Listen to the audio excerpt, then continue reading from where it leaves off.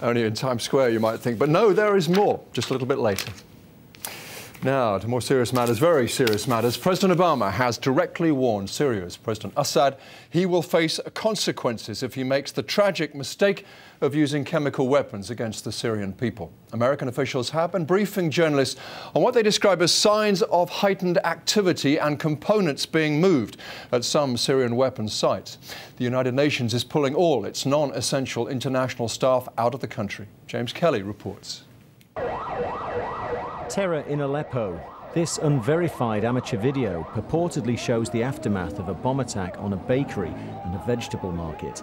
Scenes like these are becoming increasingly common in Syria. The violence is ratcheting up as rebels contest President Assad's control around Aleppo in the northwest and the capital Damascus, hundreds of kilometers to the south. American analysts fear this war could get a lot worse, something the White House is keen to prevent. Today I want to make it absolutely clear to Assad and those under his command, the world is watching. The use of chemical weapons is and would be totally unacceptable.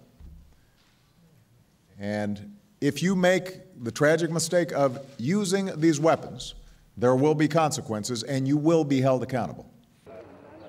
In Damascus, the Syrian Foreign Ministry said that even if it had chemical weapons, it would never, under any circumstances, use them against its own people.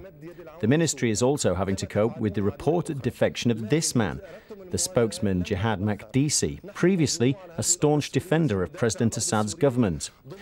The intensity of the conflict has also prompted the United Nations to act to protect its staff. We can confirm that the United Nations in Syria will pull out non-essential international personnel with immediate effect. I can also tell you that the UN will also suspend its missions within the country until further notice. On the ground, the violence is unrelenting.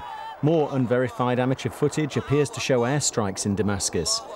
Thousands of people have already died in this conflict. If chemical weapons were deployed, the worst could yet be to come. James Kelly, BBC News. Now we're hearing a powerful typhoon has struck the southern Philippines. It's causing flooding and power